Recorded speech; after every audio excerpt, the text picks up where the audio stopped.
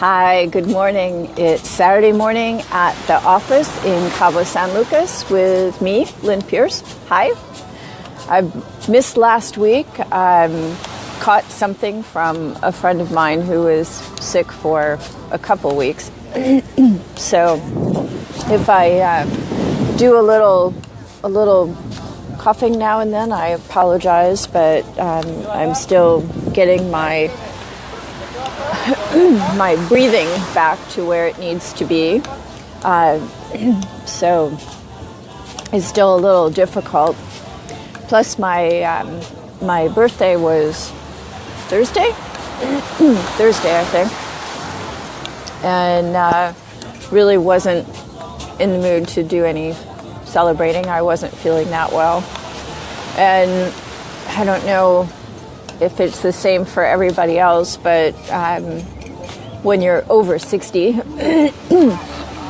on my birthday, the one thing that I did was look in the mirror and look at the lines on my face and you know, kind of gauge myself on a scale of 1 to 10 of how I feel like I'm doing as far as looking ageless.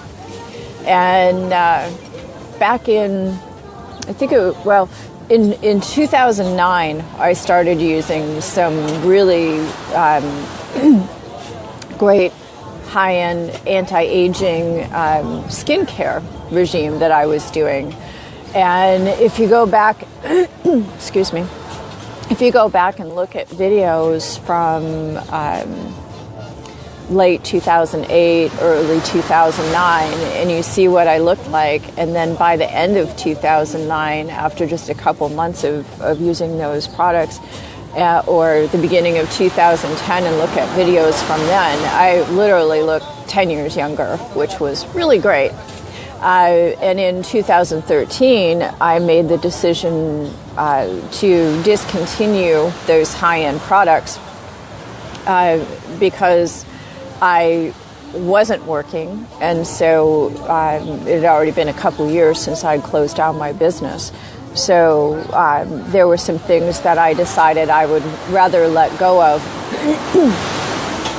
to have the lifestyle that I wanted to have here. So for the last, I guess, 4 years now, the only thing I've used on my skin has been coconut oil.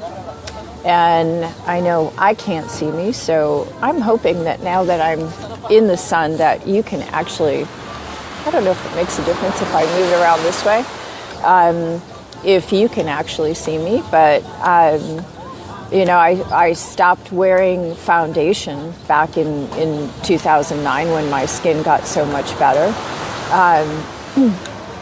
And yes, I do have a saggier jawline than I had when I was using those things, and certainly lines on my face that most likely wouldn't have been there. But other than that, just with the way I eat, the way I live, and the coconut oil, the one thing people always comment on is that I have amazing skin. So the quality of my skin is good, and I think a lot of that has to do with diet as well, the nutrients that go in. Well, actually, all the practices that I talk about in my new ebook, 5 Essential Keys to an Ageless Body, which I haven't released that to the public yet. It's only been released to my email subscribers. So if you're here listening to this, I would ask you, why aren't you subscribing so that you get my emails if you're here listening to these Saturday morning talks? But yeah, so I don't know, probably the first part of the week, I'll put it out on Facebook and other social media so people that aren't my email subscribers can get that ebook. But in there, I talk about the simple principles that give you an ageless body, and part of that is having great-looking skin. So anyway, The other thing is that when you're sick, when you have one of those birthdays, it's like I notice all the little spots that have popped up on my face from not feeling good. And whenever there's something going on in your body, it shows in your skin. It also shows in your eyes. My eyes are normally very white and very clear. And so whenever you're under the weather, you can see that in your eyes as well. And that's where having one of those magnifying makeup mirrors comes in really well. Comes in really. I'm still losing my mind, I think. I'm definitely not 100% yet from being sick, but I'm about 80%.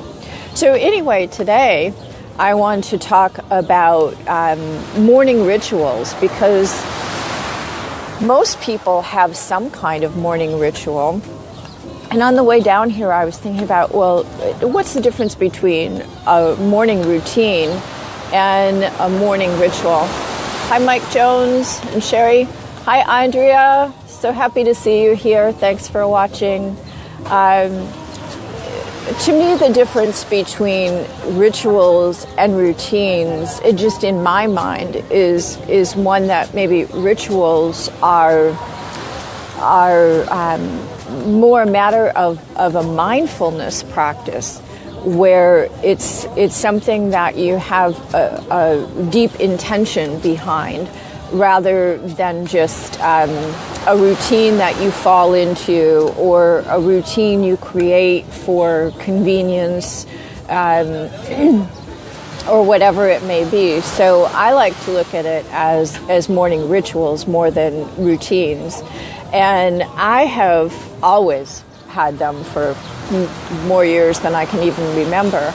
But the other thing I noticed when I did your Ageless Life and Business Telesummit, and I interviewed 21 successful women entrepreneurs that had been through various, what we called speed bumps, but anything from challenges to downright huge tragedies in their lives, and then came back again to be as successful or more successful in their businesses than they were before. That when I would ask them about what their daily routine looked like, what their schedules looked like, a lot of them would tell me that they had these morning rituals in place, and everybody's was different. But I'm going to tell you about mine, and then I'm going to tell you the percentages of the different things that these successful women did, because as soon as I started asking that question, I started noticing that there were some patterns developing. So after the summit was over and I took all my notes, which were a bonus for people that bought the audios, and you can still get those if you go to, let's see, Ageless Lifestyle After 50/summit is the page where you can opt in, and then on the second page there'll be more information about all the people who participated, and you can still get the audios there for $97, and it comes with my personal notes on every session. And it seems to me that the majority of these women had some kind of ritual. So I went back through my notes and I made a infographic about the top ones. So maybe I'll post that again this week too. Hi, Dr. K. Thanks for watching. So my morning ritual goes anywhere from 5 o'clock to 6 o'clock in the morning for a start time, depending on the crack of dawn, when there's first light, so I can get out of bed and feed my dogs and take them for a walk, because I have put that now at the beginning of my day, so that the whole rest of the time, whether it's from 5 to 9 or from 6 to 9, is the time for my morning ritual that the dogs now also share in. So it's anywhere from 3 to 4 hours that I have And I choose to get up earlier to give myself more time. Sometimes I start my work day as early as 8:30, but usually it's closer to 9 o'clock. And the first thing I do after I bring the dogs back in is I make a cup of warm water with lemon and cayenne pepper. And then the dogs and I go up to the rooftop terrace, and that's where I do my morning spiritual practice. So I have a whole stack of things that I take up there with me now besides my cup of water. I have A Course in Miracles, which I do a lesson from that and read in the text every day. I meditate after I finish that. And I also have a little journal where I've written some, I guess you'd call them spiritual affirmations that I read out loud to myself every morning. That's actually the first thing I do when I get up there. So I have that little book. I have a legal pad for writing down article ideas. And then I have another notebook where I do my journaling. And my journaling consists of asking myself a couple different questions. The question that I write at the top of the page is, what can I do today to make money? I try to think of a new activity every day. Hi, Rob Moffat. Thanks for joining us. Good morning, Dr. K. I try to think of something new that I can do every day to make money. And some days, and I think it's important, I thought about, printing up some kind of journal that would have these questions already written. But I think there's something powerful about handwriting the same things every day. Because as I'm writing that question, a lot of times the answer flows right after the question, so it's all one writing. And then the other thing is, what are my top 3 to-dos for that day? And sometimes if I know what they are the day before, I'll go ahead and before I go to bed, I'll start writing for the next day. I'll go down to that spot and I'll write my to-dos in there the night before. But otherwise, that's the next thing I do, is write my top 3 things that I want to accomplish that day. And sometimes they're business, sometimes they're personal, or a mix of both. And then I write at least 3 things that I'm grateful for. I used to always do that for years and years. I kept a separate gratitude journal and did that at night when I would get into bed. But then I started doing it in the morning, thinking about, okay, I've been awake for a little while now. What am I grateful for today? And then it's different. It's what am I grateful for in life, rather than scrolling back in my mind through all the things that happened that day and picking out my favorite things and saying I'm grateful for those. So it's a different vibe to it. And then at the bottom, I write, what did I learn from Principles in Action? And when I started doing that, I was doing it at the end of the day. Now that's a question that I reflect on from the day before. So of the things that I did the day before, what principles were in action and what did I learn from that? And it's really interesting to look at the answers to those questions. I can't remember where I found that question. It was a book that I was reading. Every year, I spend probably the first 6 months of the year going back through what I call my classics collection of self-help, personal growth, and spiritual books. And so I reread these classics, probably about a dozen books. And I read one chapter every day while I'm upstairs doing my morning ritual. So that's after my meditation. So I go up there with 3 different things to write in, the book that I'm reading, and A Course in Miracles. So I have this big stack in my cup that I take upstairs. I spend a few minutes usually watching the sunrise out of the ocean, looking at the bay.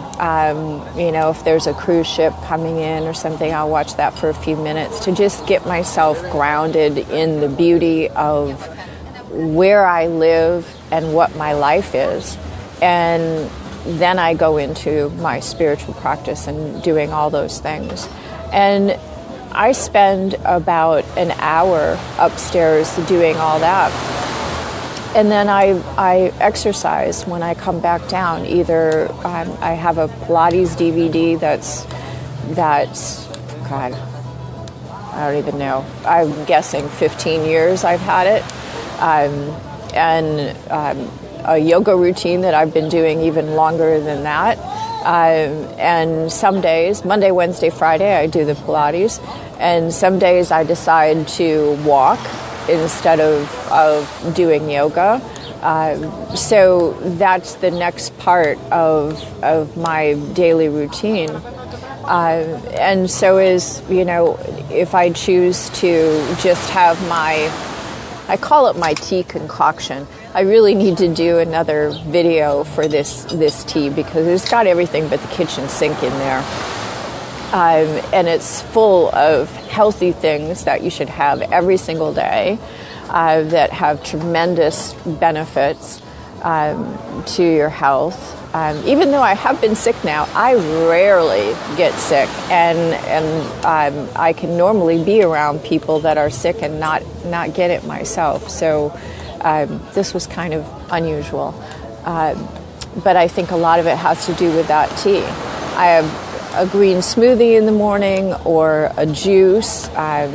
So sometimes I'm juicing vegetables, sometimes I'm blending them into a smoothie. Sometimes I'll have a giant fruit salad in the morning. But I do all of these things and I allow myself whatever time I feel like I need. When I was going through stressful times in my life, I remember after I got a divorce back in 2008, I said to myself, okay, you need to start waking up early because you need some extra time. You need to do some deeper reading, some deeper meditation. And literally the day after I made that decision, I started waking up an hour earlier and I gave myself that time. And I felt just as awake and energized as I did when I was normally sleeping that extra hour. So if something is important to you, you can make those changes in your life and give yourself that time. But even if you start with one simple little thing, like just taking 1 minute to close your eyes and just breathe, and increase that to 2 minutes, 3 minutes. Give yourself just a little something every day. It's so important, and it makes a huge difference in the rest of your day. One of the things, in fact, some of you that haven't known me for a long time might not even know that I used to write a lot of stuff. I've been a co-author of more than a dozen books, and the book that I wrote myself in 2007, Breakthrough to Success, 19 Keys to Mastering Every Area of Your Life, the very first chapter is about having a spiritual practice. And I researched all the multimillionaires, Bill Gates, Oprah, that the way they start their day is with a spiritual practice, that giving yourself that first hour of the day, if you can, makes a huge difference in how productive you are the rest of the time. And I told you I was going to tell you what I found from what successful people do from all the interviews that I did with these successful women entrepreneurs in your Ageless Life and Business Telesummit. And I made myself a note because there's no way I'd remember otherwise. 94% of these women do have a spiritual practice in the morning, either prayer, meditation, or personal growth, reading, or all of the above. So 94%, that's pretty high.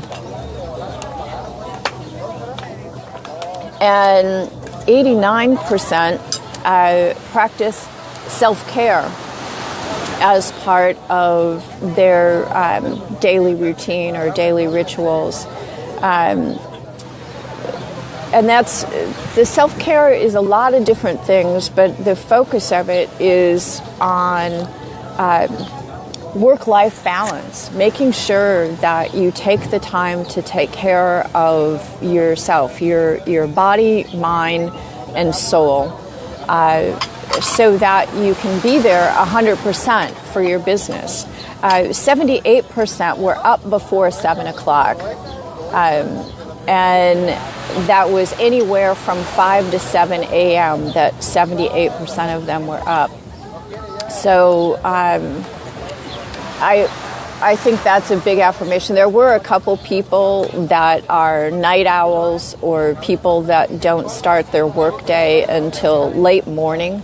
But for the most part, everybody was early risers, and 72% had some kind of daily exercise, either going to the gym, walking, hiking, being active in nature. Some people did it early in the morning, some people did it after their workday, but 72% had some kind of physical activity that they did every single day as part of their daily rituals. So those things are really important.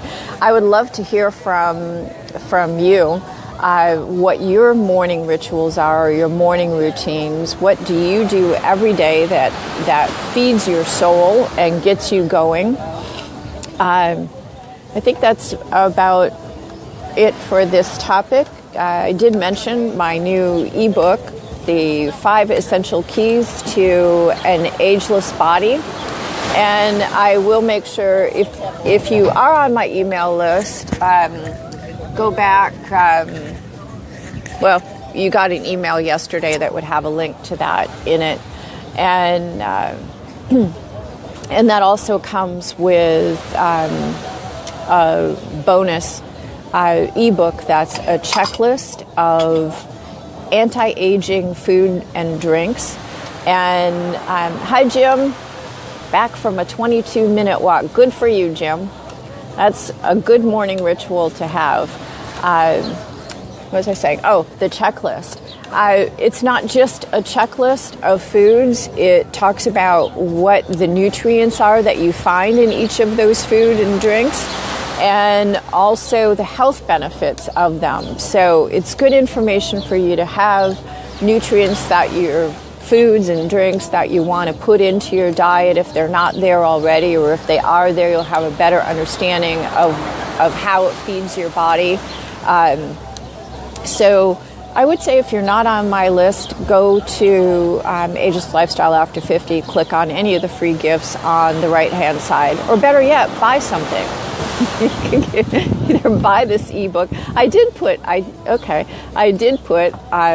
my website, I put the cover on the right-hand side, so it is there. You can go there and click on it and get it. It's only $7. And also, if you didn't get the Goals program yet, I think that's a really good thing for you to get as well. So get my free stuff, buy something as well. Think of it as a birthday gift to me. And I will see you all here next Saturday from the Office Restaurant on Medano Beach in Cabo San Lucas. This is Lynn Pierce saying goodbye. Bye.